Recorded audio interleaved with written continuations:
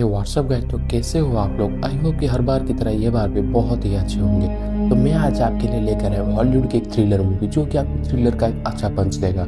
तो without wasting any time, let's get started. And the movie name is the black horse. Movie की शुरुआत और हम 1978 Denver पर देखते हैं, जहाँ पर हम देखते हैं बच्चा साइकिलिंग कर रहा था, उसे कोई आदमी आके ध्यान पर किडनैप करके ले जाता है। दरअसल इस शहर में एक ऐसा आदमी घूमता है जो कि सारे बच्चे को किडनैप करके ले जाता है और उसे चाइल्ड अडॉप्टर भी बोलते हैं। नेक्स्ट सीन पर हम एक फैमिली को देखते हैं, जहाँ पर फिनी और क्वीन नाम के हम दो भाई बहनों को देखते हैं जो कि अपने फादर के साथ डिनर कर रहे थे। दरअसल हमें ये उनके कन्वर्सेशन से ये पता चलता है कि उनके फादर उनके साथ अच्छे से पेश नहीं आते।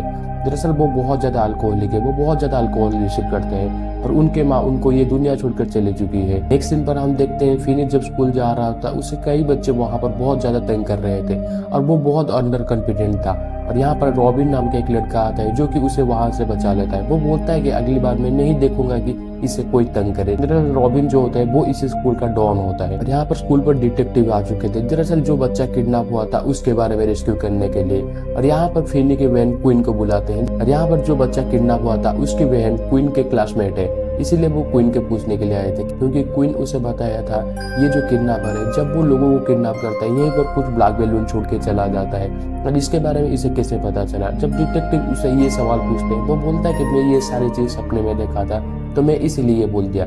दरअसल जब वो बच्चा वहीं से किडनैप हुआ था उन्हें वहां से ब्लैक बैलून मिले थे। यहीं पर से हमें ये पता चलता है क्वीन जो सारे सपने देखता है वो सारे सपने सच है। अगले दिन पर हम देखते हैं क्वीन के फादर जो होते हैं वो क्वीन को बहुत ज्यादा मारते हैं, क्योंकि उनके ऑफिस पर डिटेक्टिव आ चुके थे उनके सवाल करने के लिए। और क्वीन जो सपने देखता है और वो अपने सपने के बारे में जो भी कुछ बताता है वो उसके डैड को कभी पसंद नहीं आता है। दरअसल उसकी जो माँ होती है वो भी इसी तरह का विजन देखती है, इसलिए वो आज मर चुकी है। तो ये बात को लेकर उसके डैड उसके ऊपर बहुत ज्यादा नाराज है। यहाँ पर हम देखते हैं फिनी और क्वीन ये सारे बात को लेकर बहुत ज्यादा सैड हो चुके थे। नेक्स्ट सीन पर हम देखते हैं रॉबिन जब स्कूल से घर लौट रहा था उसे वही बयान दिखती है जो कि उसे भी किडनैप करके वहीं से ले जाता है। नेक्स्ट डे हम देखते हैं फिनी जब स्कूल जा रहा था उसे वही बच्चे फिर से तंग करना शुरू कर देते हैं और रॉबिन भी उसके पास नहीं है जो कि उसे फिर से बचा सके। वो अब तक किडनैप हो चुका है। अब यहाँ पर वो जो सारे लड़के होते हैं वो यहाँ पर फिनी को बहुत मारते हैं, उसे बहुत तंग करते हैं, लेकिन ठीक इसी समय क्वीन आता है और उन्हें यहीं से बचा देता है। यहाँ पर क्वीन फिनी को बोलती है तुम घर जाओ, मैं मेरा फ्रेंड के घर पर आज स्टे करने वाला हूँ। यहाँ पर फिनी जब अपने घर लौटता है उसे वही मैन और वही कार उसे यहीं पर नजर आता है। दरअसल ये जो मास्क मैन है वो यहाँ पर फिनी को सामान उठाने के लिए उसकी मदद चाहता है। अब वो फिनी को बताता है कि मुझे तुम्हारी मदद चाहिए। फिनी जब उसकी मदद कर रहा था वो उसको कुछ ब्लैक बैलून देके उसे वहीं से कार से किडनैप करके यहीं पर ले जाता है। और फिनी की जब होश आता है वो अपने आप को एक डार्क रूम पर पाता है जहाँ पर कोई भी आवाज बाहर नहीं जा सकता। अब यहीं पर जो ग्रावर होता है वो यहाँ पर फिनी से मिलने के लिए आता है। वो एक खतरनाक मास्क पहन कर आया था और वो यहाँ पर फिनी से कुछ बात करता है और वो वहीं से चला जाता है। जब वो वहां से जाता है फिनी जो होता है वो यहीं पर ये रूम की ताक झाक करना शुरू कर देता है। वो यहाँ पर एक विंडो, एक टॉयलेट और एक ब्लैक फोन पाता है। वो उसी फोन से किसी को कांटेक्ट करने की कोशिश कर रहा था, लेकिन वो फोन डेड हो चुका था। तब यहाँ पर फिनी बहुत ज्यादा पैनिक हो चुका है। जब फिनी यहाँ पर सो रहा था उसी फोन की रिंग बजती है। जब वो उसे रिसीव करने के लिए जाती है वो फोन अचानक से बंद हो जाता है। यहीं पर वो किडनैपर आता है, वो उसे बताता है कि ये फोन कभी कभी बजती है, लेकिन वो हमारा गलत फहमी है, ये फोन एकदम डेड हो चुकी है। अब यहाँ पर फिनी जब शार्ड होकर बैठा था उसे एक सेकंड कॉल आता है। चलिए सेकंड कॉल पर जो पर्सन होता है वो और कोई नहीं, मतलब वो ब्रूस है जो कि पहले हमें देख चुके हैं, जो कि साइकिलिंग कर रहा था, वो अब तक किडनैप हो चुका है। ये उसी का कॉल है। वो उसे बोलता है कि तुम एक टायर लेके इस दरवाजे को तोड़ दो और यहीं से निकल जाओ, नहीं तो ये जो ग्रावर है वो तुम्हें मार देगा। नेक्स्ट सीन पर हम देखते हैं क्वीन जब सो रहा था उसे वही की सीन सारे सपने में आता है। वो देखता है कि उसका भाई फिनी जो है वो अब तक किडनैप हो चुका है। यहाँ पर हम देखते हैं उसी किडनैपर के पास जो कि फिनी के लिए कुछ खाने के लिए लेकर आया था, वो उसे वहां पर खाना देता है और दरवाजे को वहीं पर खुला छोड़कर चला जाता है। और फिनी सोचता है कि वो यहाँ से बाहर निकल सके। जब वो ठीक उसी दरवाजे को खोलने के लिए जाता है यहीं पर से एक दूसरा कॉल आता है और ये कॉल पर जो बंदा होता है वो भी उसी स्कूल का एक बंदा है। वो यहाँ पर बोलता है कि ये जो आदमी है वो जानबूझकर ये दरवाजा खुला छोड़कर गया है, यदि तुम इस दरवाजे से बाहर निकलते हो वो तुम्हें मार देगा।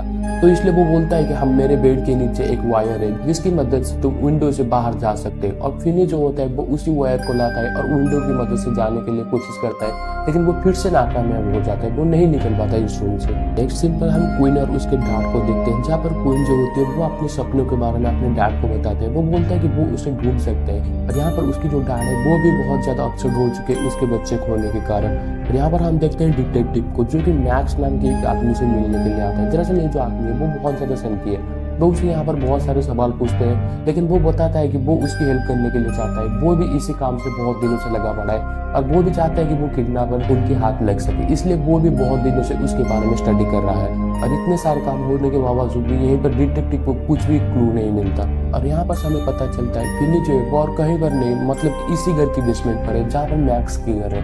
और यहाँ पर जो ग्रावर है, मतलब जो किडनैपर है, वो और कोई नहीं, वो फिनी का ही भाई है। और इसके बारे में और ये सारे काम के बारे में मैक्स कुछ भी पता नहीं है। अब यहाँ पर हम देखते हैं वो जो किडनैपर होता है वो फिर से फिनी के लिए खाना लेकर जाता है। वो उसे उसके नाम पूछता है। वो बोलता है कि यदि तुम तुम्हारा नाम बता दोगे तो मैं ही यहीं पर से तुम्हें छोड़ दूंगा। लेकिन फिनी जो होता है वो अपना गलत नाम बताता है, जहाँ पर ये जो किडनैपर है वो बहुत ज्यादा गुस्सा हो जाता है। यहाँ पर वो उसे एक न्यूज़पेपर देता है, जहाँ पर फिनी को पता चलता है कि उसके किडनैप होने की खबरें बाहर छप चुकी है। नेक्स्ट सीन पर हम देखते हैं यहीं पर और एक कॉल आता है, जहाँ पर ये जो बंदा है वो उसे बोलता है कि मैं आज तक ये किडनैपर इसलिए नहीं मारा क्योंकि तुम आज तक उसके गेम नहीं खेले हो, और यही राइट टाइम है बाहर निकलने के लिए। यदि तुम इस समय पर बाहर नहीं निकलते हो वो तुम्हें कभी ना कभी मार देगा। और यहाँ पर जो हम देखते हैं फिनी जो होता है वो यहीं पर से घर से बाहर निकलने की कोशिश कर रहा था। यहीं पर जो किडनैपर है वो सो रहा था, और फिनी जैसे तैसे करके यहीं पर से बाहर निकल जाता है। लेकिन उसकी जो डॉग है वो बहुत जोर से भौंकना शुरू कर देता है, और यहीं पर जो किडनैपर है वो फिनी को फिर से पकड़कर उसी डार्क रूम पर बंद कर लेता है। फिनी बहुत ज्यादा गुस्सा हो चुका था, क्योंकि वो यहीं पर से बाहर निकलने वाला था, लेकिन ये जो किडनैपर है वो फिर से आके इसको इसी घर पर बंद कर लिया है। अब हम यहीं पर देखते हैं फिनी जब बहुत ज्यादा सैड होकर यहीं पर बैठा था, उसे उसकी समझ में कुछ नहीं आ रहा था वो कैसे करके इस घर से बाहर निकले।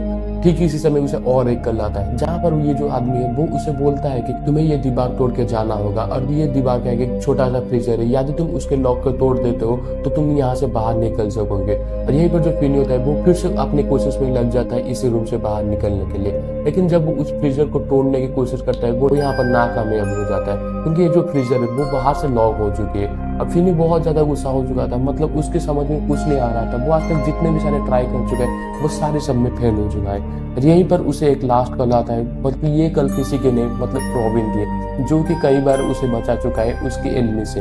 यहीं पर रॉबिन जो होता है वो उसे बोलता है ये जो डेड फोन है उसके अंदर कुछ मिट्टी भर देने के लिए। दरअसल यहीं पर जो फोन है वो बहुत ज्यादा भारी हो जाएगा और उसको एक हथियार की तरह भी हेल्प करेगा। यहाँ पर हम देखते हैं क्वीन जो होती है यहाँ पर वो साइकिलिंग कर रहा था, और ठीक उसी पांचों बॉडी की लाश उससे विजन में आते हैं, मतलब जिन पांचों बॉडी को वो अपने सपने में देखा था और जो किडनैपर ने उसी पांचों बॉडी को दफना दिया है। यहाँ पर वो देखकर वो बहुत ज्यादा शौक हो जाता है। वो यहीं पर अपनी साइकिल से भी नीचे गिर जाता है, बल्कि ये उसी घर के सामने रुकती है जिस घर में वो देखा था अपनी वाइफ फिनी को। और यहाँ पर से वो जाके डिटेक्टिव को बता देता है। फिर हम मैक्स को देखते हैं जो कि अपने घर के बेसमेंट पर आता है, और वो यहाँ पर फिनी को देखता है। और वो यहाँ पर फिनी को जब छुड़ाने की कोशिश कर रहा था, ठीक उसी समय जो किडनैपर है वो आके मैक्स को मार देता है, मतलब कि अपने ही भाई को। अब यहाँ पर वो अपने कुत्ते को यहीं पर बांध लेता है और वो फिनी के पास जाता है फिनी को मारने के लिए। लेकिन फिनी जो होता है वो इधर उधर भागता है, और यहीं पर जो किडनैपर है वो एक गड्ढे में गिर जाता है। दरअसल ये जो गड्ढा है वो यहीं पर जो फिनी ने ही बनाया था, और जब वो उसी गड्ढे में गिर जाता है फिनी जो होता है वो उसी प्लेटफॉर्म की मदद से, उसकी वायर की मदद से वो उसे वहीं पर मार देता है। फिर भी वो इससे बाहर नहीं निकल सकता, क्योंकि उसके जो डॉग है यहीं पर जो फिनी होता है वो फ्रीज से एक मीट के टुकड़ा लेता है और यहीं पर वो डॉग के सामने फेंकता है, जहाँ पर डॉग उसे खाने में बिजी हो जाता है और वो यहीं पर से बाहर निकल जाता है। यहाँ पर वो डिटेक्टिव लोग भी पहुंच चुके थे, जहाँ पर उनको बहुत सारे लाशें बॉडी मिले जो कि बहुत सारे बच्चों की है। नेक्स्ट डे हम देखते हैं फिनी जब स्कूल जा रहा था वो बहुत ज्यादा कॉन्फिडेंट था, क्योंकि वो अब तक किसी को मार कर बाहर निकल चुका है, मतलब वो एक किडनैपर को हरा दिया है। तो यहीं पर खत्म होती है द ब्लैक फोन की कहानी। तो ये कहानी आपको कैसी लगी जरूर कमेंट बॉक्स में बताइएगा।